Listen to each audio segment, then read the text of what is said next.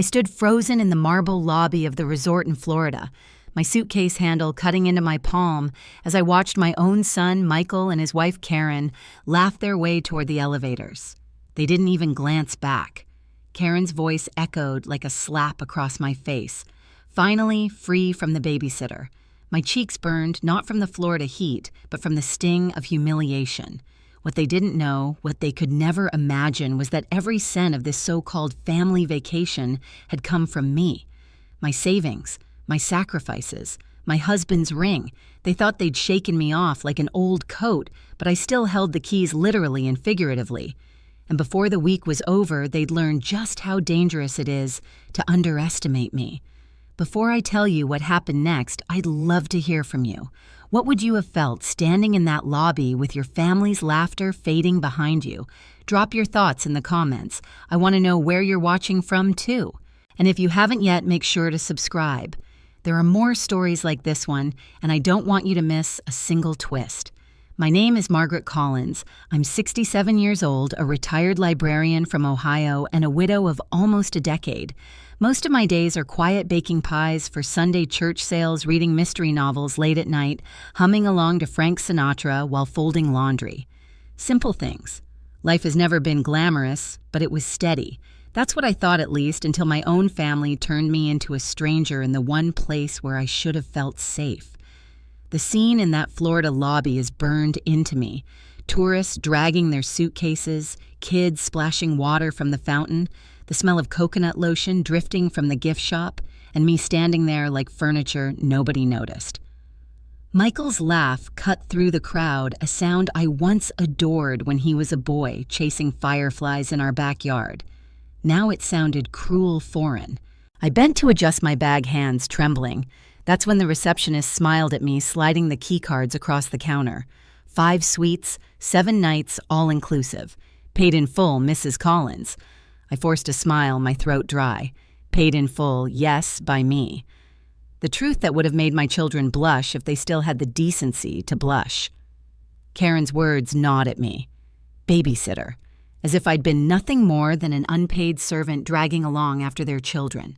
I remembered the months I'd spent trimming every corner of my life, turning down the thermostat, skipping dinners out, selling my late husband's wedding band, so we could all share 1 week together. They thought they were free of me, but they were wrong. I slipped the 5 key cards into my purse, my fingers brushing against the cool plastic. They were more than room keys. They were leverage control, the last piece of dignity I still owned. I took a long breath and straightened my back. For 67 years, I had been quiet, polite, invisible when it suited others. But as I stood in that glittering lobby with my family's betrayal still echoing in my ears, I felt something different stirring. They believed I was powerless. They believed I would retreat to my room, cry into my pillow, and accept whatever scraps of affection they threw my way. But I had already made my choice. I would not be discarded. And so, with the weight of humiliation pressing down on me and the glimmer of defiance lighting somewhere deep inside, I whispered under my breath, half promise, half warning, "You may have walked away, but you'll see me again." This time on my terms. As I clutched those key cards in the Florida lobby, the memory of how it had all begun came rushing back like a film spooling in reverse. 3 weeks earlier, I had been standing in my small kitchen in Ohio, sunlight spilling across the linoleum floor when the phone rang. Mom, Michael's voice came warm, syrupy, the way it used to sound when he was 10 years old and wanted a second helping of dessert. I've been thinking, what if we do a big family reunion trip, all of us together like old times? The kids, Karen, David, and his family too. Wouldn't that be wonderful? I gripped the receiver tighter. It had been years since anyone had said all of us together to me. My invitations these days usually came as afterthought Sunday dinners where I cooked, served, and cleaned while the rest of them sat laughing in the living room. I swallowed back a lump in my throat and forced my voice to stay steady. That does sound wonderful, Michael. I could almost hear his smile through the line. I found this place down in Florida. Beautiful pools activities for the kids, the works. Just one small thing. Well, the hotel requires one person to make the reservation under their name. Could you handle that part, Mom? We'll pay you back right away. Of course. Of course. That phrase hung in the air like perfume that soured too quickly. I wanted to believe it. I wanted to believe him. I suppose I could, I murmured, already calculating in my mind. My pension check was thin, barely stretching across the month, and I'd only just finished paying off the furnace repairs. But Michael's voice dripped with such excitement, such boyish charm, that for a moment I let myself float in the dream. "Perfect," he said. "This is going to be a trip we'll never forget." He was right about that, though not in the way he imagined. When I hung up, I sat at my kitchen table, staring at the faded yellow curtains, listening to the clock tick. My heart was light and heavy at the same time. Light because I pictured my grandchildren building sandcastles while I laughed beside them. Heavy because deep down I knew I was the one who always carried the weight. That night I wrote the numbers down in my notebook, the cost of the deposit, the total bill. I chewed the end of my pen the way I used to when studying in college, except now I was 67, a widow, and the stakes weren't grades, but dignity. Could I pull it off, or should I? The next Sunday at church, while people lined up for my apple pies at the bake sale, I caught myself daydreaming about white sand beaches. When Karen passed by to pick up 2 pies, she gave me a thin smile. "Don't overdo it, Margaret," she said. "You're not as young as you used to be." Her words stung, but I brushed them aside. In my mind, I was already walking under palm trees with my family by my side. The following week, Michael called again. "Did you get everything sorted, Mom?" His tone was brisk this time, less honey, more business. "I'm working on it," I said. "Good, good. We'll settle up with you once we're down there. Don't stress. Don't stress." Easy words when it wasn't his savings on the line. Still, I didn't protest. Because underneath my doubt lived that stubborn flicker of hope. Maybe this trip would mend what had quietly broken between us over the years. That night I placed the phone back on its cradle and stared at my late husband's wedding band glinting in the drawer. The same band he'd slipped on my finger on a snowy December night nearly 50 years earlier. I pressed it to my lips, a silent apology forming in my chest. I had a feeling I might need it soon, not as a keepsake, but as currency. I didn't know then just how prophetic that thought would be. 3 weeks later, as I stood in that resort lobby, Michael's promise of "we'll pay you back" rang in my ears like a cruel joke. They had laughed their way into the elevators free of the babysitter. They believed I was powerless. But what they didn't understand was this: the reservation, the bill, the entire trip was mine. And because of that, so was the power. Michael's promise still echoed in my head. "Don't stress, Mom. We'll settle up once we're down there." But how could I not? Numbers don't lie, and every time I added them up in my spiral notebook, the result pressed down on my chest like a weight I couldn't shake. $4,500. For a retired librarian living on $800 a month, it might as well have been a mountain. My pension barely stretched from one end of the month to the next. Groceries, utilities. The property tax bill that never seemed to stop climbing at all carved away at what little I had. So I did what I'd always done. I worked harder. During the day, I sewed hems for neighbors who didn't own sewing machines anymore. At night, I baked. Apple pies, cherry pies, pecan pies. The kind of recipes passed down from my mother who had survived the Depression by feeding her family on flour, sugar, and stubbornness. Every Sunday morning, I set up a folding table outside the church, the sweet smell of cinnamon drawing people in before service. I smiled, I made small talk. I handed out pie after pie, and I tucked the crumpled bills into an envelope marked Florida Trip. Still, the envelope filled too slowly. Each week, I counted and recounted, whispering the totals like prayers. 200 here, 50 there. Not enough. Never enough. One cold Tuesday evening, I opened the drawer of my nightstand. The velvet box sat waiting. Inside, my husband's wedding band caught the glow of the lamp. 40 years of promises, laughter, and quiet nights engraved into that thin circle of gold. I held it between my fingers, and for a moment I saw him again, young, strong, sliding it onto my finger in that small Methodist church on a snowy December night. "I'm sorry," I whispered, "but it's for the family." The next morning, I walked into Thompson's Jewelry downtown. The bell over the door jingled same as it had when I was a newlywed buying my first watch. Mr. Thompson was older now, bent slightly with age, but still sharp-eyed. He took the ring, gently turned it under the light. "It's a nice piece, Margaret," he said softly, "but the market's not what it used to be. I can give you 800. 800! My stomach dropped. 40 years reduced to less than a month's pension check. My throat burned, but I nodded. "I'll take it." He hesitated as if wanting to say something else, but slid the bills across the counter. I walked out, clutching them tight, my hand shaking. The cold air outside hit my face like a slap, and I thought if my husband could see me now, would he understand? Even with the ring money and my pie envelope, I was still short. That's when I turned to Louise. My neighbor for 30 years, she was the kind of friend who brought soup when you were sick and laughed with you on the porch in summer.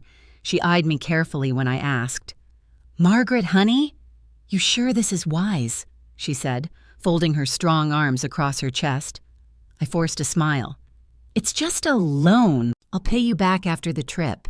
It's for the family. It's important." She sighed, then opened her wallet. "You've always been there for me. I trust you." Her faith in me felt heavier than the bills she placed in my hand. At last, with my savings drained, my friend's money borrowed, and my husband's ring gone, I called the resort. The woman at reception had a bright, cheerful voice. 5 family suites, 7 nights, all inclusive. That will be 4,500, Mrs. Collins. My heart pounded as I read off the numbers from my credit card, each digit like a nail in a coffin. "Reservation confirmed," she chirped. I hung up the phone and stared at the kitchen wall. The trip was real now. It was mine. Mine to give, mine to carry. My name, my credit, my debt. I had bought 7 days of joy for my family at the cost of everything I had left. What I didn't know then was that those 7 days would become something else entirely. Not joy, not togetherness, but a battlefield where I would discover just how much strength a woman can find when she's left with nothing to lose. When the reservation was finally paid and the receipt tucked into my purse, I thought the hardest part was behind me. I told myself the sacrifice would be worth it, that once we were on the road, laughter and shared memories would heal the cracks between us. Hope has a cruel way of painting lies in bright colors. The morning of the trip, I woke before the sun. I laid out the light blue dress Michael once said made me look younger, pressed it smooth, and placed my pearl necklace around my neck. I even packed the old leather-bound photo album, its pages, filled with Christmas mornings, backyard cookouts, and smiling faces I longed to see again. "We'll take new pictures," I told myself. "We'll start fresh."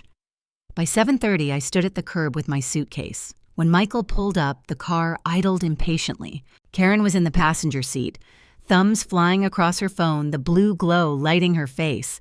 In the back, my granddaughter Sophie sat stiff, earbuds, dangling eyes locked on the window, as though the world outside had suddenly become fascinating.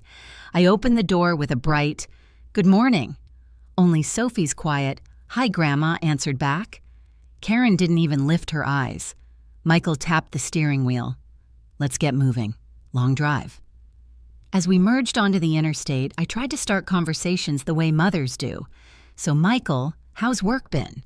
"Busy season, same as always," he muttered, eyes on the road. I turned to Sophie.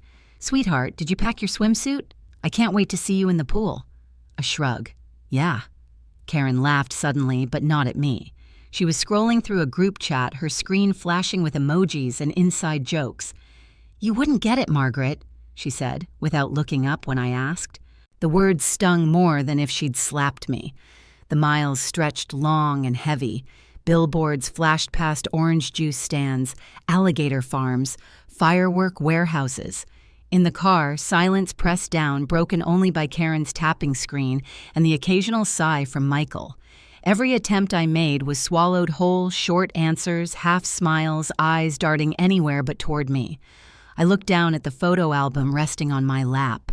My husband's handwriting curled across the cover, Collins Family Memories.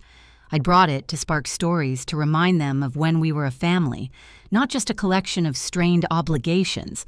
But no one asked about it. No one even noticed it was there. At one rest stop, I lingered a moment by the vending machines trying to summon courage. I watched other families laughing as they stretched their legs, passing chips and sodas around like communion. A father lifted his toddler onto his shoulders, the child squealing with joy. That used to be us. That used to be Michael and me. Back in the car, I finally said, "This week is going to be special, isn't it? 7 whole days together." Karen gave a thin smile without looking away from her phone. "Sure, Margaret. Special." The word dripped with irony, though I don't think she even realized or cared that I heard it. By the time palm trees began to dot the roadside, I felt smaller than I had in years. The photo album dug into my side. Sophie glanced at me once in the rearview mirror, her eyes flickering with something guilt, maybe, or pity. I almost reached out to her hand, but she turned back to her window. We pulled into the resort parking lot just after noon.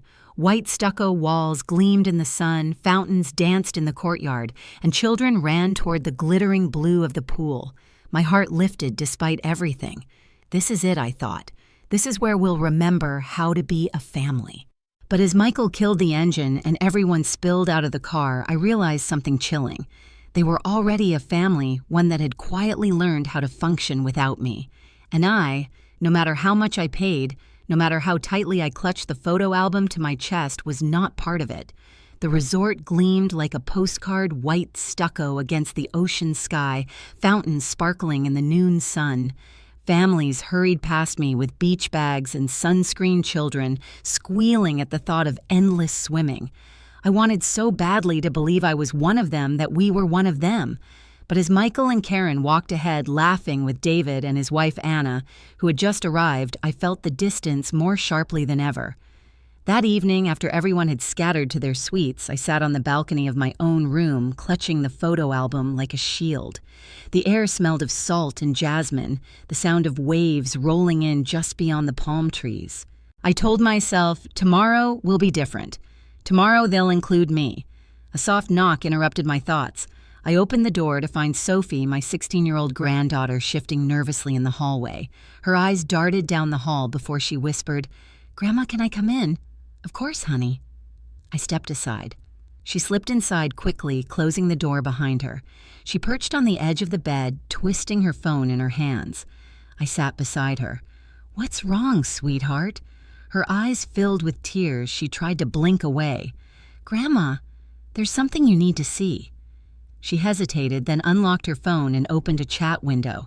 At the top of the screen, bold letters read, "Drama-free vacation." I frowned. "What is this?" It's a group chat," she whispered. "Dad, Aunt Karen, Uncle David, Aunt Anna. They made it when they planned this trip."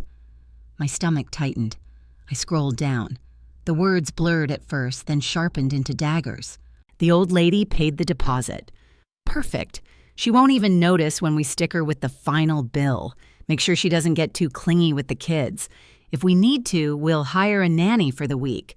She's useful for something. At least she can sit in her room watching TV while we actually enjoy ourselves." My breath caught. Every line stripped away another layer of hope I had wrapped around myself. Useful, babysitter, burden.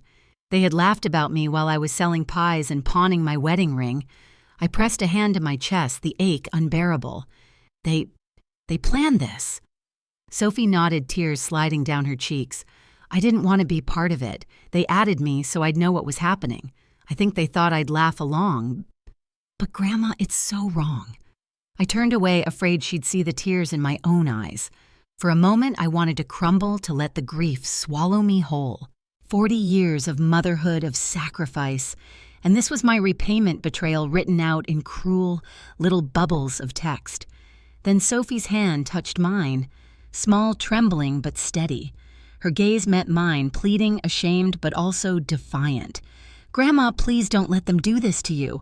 That single sentence pierced through the fog of humiliation. For years, I had accepted being overlooked, dismissed, used. I had told myself silence was strength, that family came first no matter what. But now I saw it clearly. Silence was exactly what they counted on. I closed my eyes, inhaling deeply. The ocean breeze carried in through the balcony doors, cool and sharp. When I opened my eyes again, the tears had dried. "Thank you for showing me, sweetheart," I said, squeezing Sophie's hand. My voice surprised even me. It wasn't broken anymore. It was steel. She bit her lip. "What are you going to do?" I stood crossing to the balcony. Below, I could see Michael and Karen at the pool bar, drinks in hand, laughing, as if they hadn't just gutted me with their words. I gripped the railing until my knuckles whitened. "I don't know yet," I admitted. "But I promise you this. They think I'm powerless. They think they've written me out of the story. They're wrong." Sophie's eyes widened, a flicker of hope sparking through her tears. I turned back to her, a calmness settling in my chest that I hadn't felt in years. This trip was supposed to be my gift to them. Now it's going to be something else entirely. For the first time since I arrived, I smiled, not the fragile smile of a mother begging for scraps of affection, but the quiet smile of a woman who had nothing left to lose, and therefore nothing left to fear. That night, after Sophie left my room with red eyes but a steadier heart, I sat alone on the balcony staring out at the black sea. The laughter from the pool drifted up like poison carried on the breeze. Every cruel word from that group chat still burned in my chest, but alongside the pain was something new: resolve. For the first time in years, I wasn't going to just swallow it down. The first call I made was to the bank. My hands trembled slightly as I punched in the number on the back of my credit card, but my voice was steady when the operator answered. "National Bank, this is Carla. How can I help you?" "My name is Margaret Collins," I said, pressing my palm flat on the notebook where I had written every detail. "I need to report a potential fraud attempt by members of my own family." There was a pause, then her voice softened. "Go ahead, ma'am."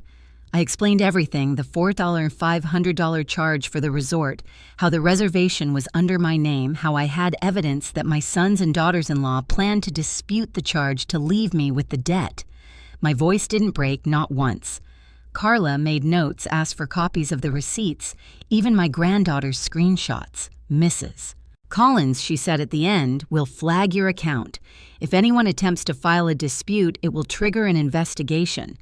The charges will remain valid in your name. No one can strip this from you." Relief washed over me. One battle won. The second call was to the front desk. Within minutes, I was speaking with the resort manager, a man named Mr. Anderson. His voice was clipped, military precise. Later, I would learn he had served 20 years as a Navy officer before running the resort. "Mrs. Collins," he said firmly, "you are the reservation holder. That means you have full authority over the booking room's keys, services, the works." I hesitated. "Even if my family tries to change it behind my back." "Especially then," he said. "No one touches your reservation without your consent. If they try, my staff will call you immediately.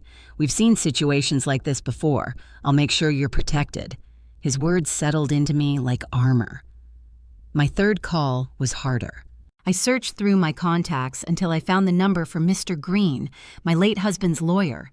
He had drawn up our wills years ago. My hand shook slightly as I dialed, but his familiar gravelly voice answered. "Margaret Collins, it's been a long time. How are you?" "Not well, Mr. Green," I admitted. And then the dam broke.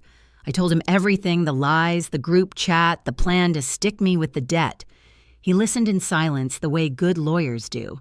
When I finished, he cleared his throat.